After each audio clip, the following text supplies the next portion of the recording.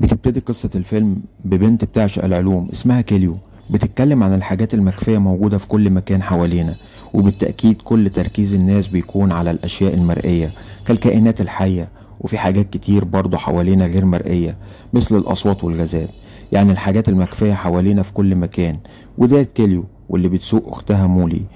والمحاضر بتاع كيليو بيديها مادة على شكلين، شكل سائل وكثيف وشكل شفاف وصلب، وتحويل هذه المادة لحالتها البلورية.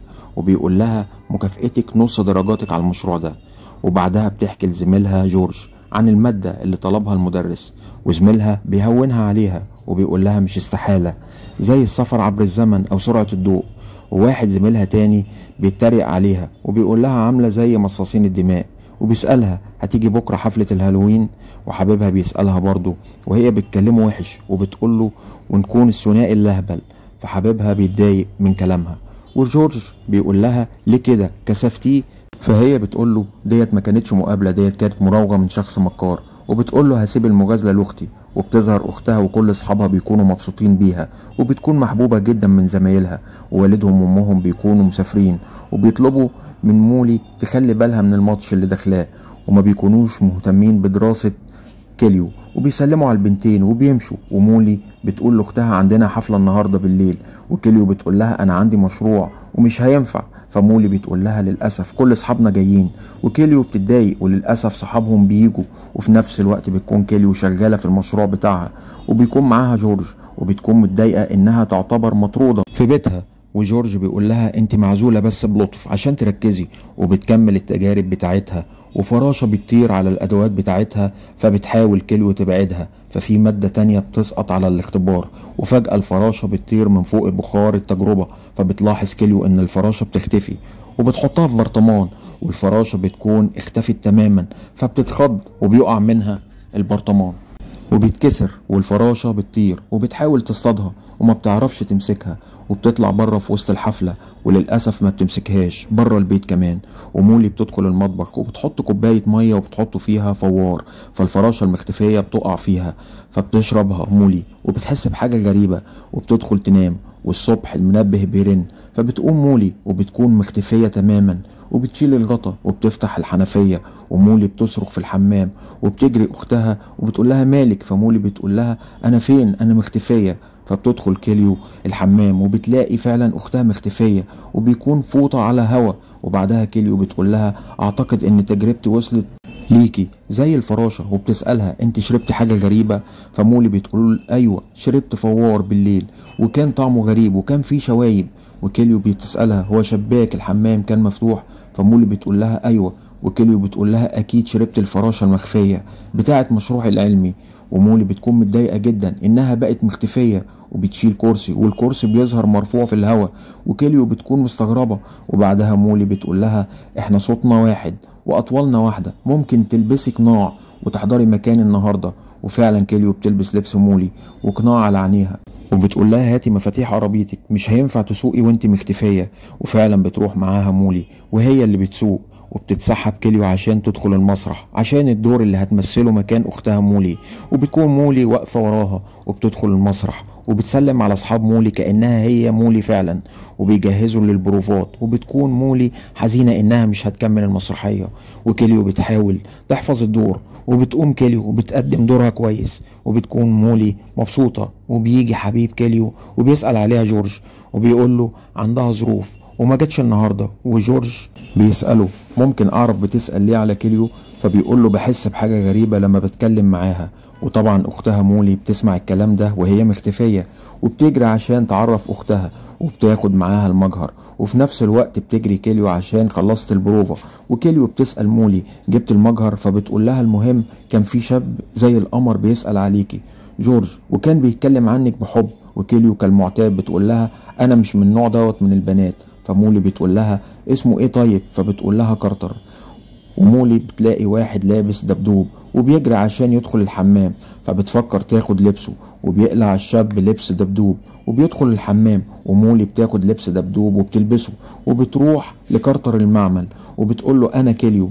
وجورج بيستغرب عشان كيليو قالت له انها مريضة ومش هتقدر تيجي، فبتعرفهم انها كويسة وبتعرفهم هي لابسة كده عشان مشتركة في حاجة عشان بتكسف ومسترخية وبتكون براحتها وما بتتكسفش. وبتسأل كارتر تيجي نخرج، فكارتر بيستغرب ان مولي بتقول كده وهي اصلا مش جريئة وعلى طول جد، فبيقول لها يا ريت. وبتقول له انا عارفة ان علاقتنا كانت مشوشة بس ليه ما نعرفش بعض. وفجأة بتبص على ايديها بتلاقيها بدأت تختفي، فبتخبي ايديها بسرعة وبتقول له ممكن نخرج مع بعض بعد المدرسة. فكارتر ما بيكونش مصدق وبيتفقوا يتقابلوا في الحفلة بالليل، فبتجري بسرعة عشان ايديها التانية بتبتدي تختفي. فمولي بتخبط كيليو وبتعرف انها مولي اختها وبتحكي لها اللي حصل مع كارتر، وعشان كده لبست الدبدوب وعشان كثيف ما اختفاش بسرعة، وفي موعد مع كارتر النهاردة بالليل. وجورج بيستغرب لما بيلاقي مولي اللي هي اصلا كيليو بس لابسة القناع بيتكلم الدبدوب وراسه مختفية، وبيسأل مولي ايه ده، فبتقول له انا كيليو وديت مولي. والدب بيختفي اكتر، فكيليو بتقول له فاكر الفراشة اللي اختفت؟ مولي شربتها وبعدها اختفت هي كمان. ومولي بتكلم جورج وبيصدق طبعا. وبعدها المدرس بيسأل على كيليو وبيقول لها سلمي عليها وبيشكر فيها جامد وبيقول لها ديت افضل طالبة عندي. وطبعا كيليو بتكون سعيدة جدا عشان بتسمع الكلام ده بنفسها. وعند العربية بتسأل مولي مش هظهر بقى؟ فكيليو بتقول لها ممكن لما نروح. فبتقول لها مش هنروح، انا لسه عندي مباراة وانتي هتلعبي مكاني. فكيليو بتتصدم، فبتلبس كيليو لبس المباراة وبتبتدي المباراة، وبتكون المباراة في صالح الفريق الخصم وكله بيكون متضايق. وبتستلم كيليو الكورة وبتجري بيها وبتجري معاها اختها وبتجيب اهداف. ومولي بتقول لها ده مستقبلي لازم تفوزي عشان التقارير. والفرقة بيشجعوا بعض عشان باقي المباراة وبينزلوا الشوط التاني وبتكون النتيجة متعادلة، والجماهير بيشجعوا فريقهم فريق مولي.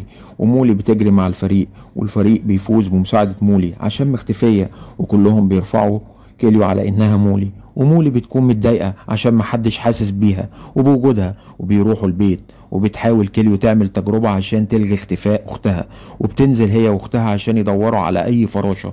ومولي بتكون واقفة ورا دخان، فكيليو بتشوفها وبتقول لها انا خايفة قوي، لكن كيليو بتطمنها وبتظهر فراشة على تمثال وبيحاولوا يوصلوا ليها ما بيعرفوش، لكن في النهاية بتقدر مولي تصطاد فراشة في برطمان وكيليو بتفرح جدا. وبيركبوا المترو وبيتكلموا مع بعض، وست عجوزة بتستغرب ان كيليو بتكلم نفسها، وبيقربوا من بعض اكتر وبيوصلوا للمدرسة بس بيكون البوابة مغلقة. ومولي بتقول انا هتصرف مع راجل الامن، فراجل الامن بيحس بصوت فبيقوم وبيلاقي الجردل بيتحرك لوحده وبيجري وراها، وبيلاقي كورة بتتحدف برضه ناحيته وبيخاف جدا. وبتوصل كيليو الحل في معمل المدرسة وبتلاقي الفراشة بتظهر في مكان وبتختفي المكان، وكيليو بتقول المحلول معقد. وجورج بيساعدها، وجورج بيقول الوحيد اللي هيقدر يساعدنا هو كارتر. فكيليو بتقول معقول، ومولي بتقول انا عارفه هو فين دلوقتي. وبيروحوا الحفله اللي هو فيها كارتر، وكيليو ما بتكونش عايزه تدخل عشان كارتر ما يفتكرش انها معجبه بيه وبعدين يتريق عليها. واختها مولي بتقنعها وبيدخلوا الحفله. وصديق مولي بيسأل كيليو هي اختك فين، هي سابتني؟ فبتقول له هي مشغوله بس. وكيليو بتقابل كارتر، وكارتر بيسألها اتأخرتي ليه، وبيسألها مالك، وبيقول لها انت كنت لطيفه النهارده معايا، وبتعترف له بحبها ليه. وكارتر بيكون سعيد جدا وبتاخده معاها وبيدخلوا في مكان فيه مولي وجورج وصديق مولي. وكيليو بتمسك غطا وبتحطه في الهواء، ولكن الغطا بيكون على مولي، وكارتر بيتخض وبيغمى عليه وبيقول المحلول ده معقد وممكن اعكسه. وبيبدأوا في التجربة، وقبل ما يخلصوا بيلاقوا الباب بيخبط وبيلاقوا المدرس وصديق مولي. وصديق مولي بيقول انا مش مصدق اللي بيحصل، اني مش هشوف مولي تاني. والمدرس ما بيكونش مصدق اللي حصل، وبتشرب مولي المحلول اللي جهزوه وبتبتدي تظهر وبيكونوا سعداء جدا. والمدرس بيكون سعيد جدا بشطارة كيليو وبيقول لها الشهر الجاي عايزك تعرضي تجربتك، وفعلا بتعرض تجربتها واهلها بيكونوا مبسوطين بيها. وبكده يكون ملخص الفيلم خلص. لو عجبكم برجاء الضغط على لايك والاشتراك في القناة، وسلام.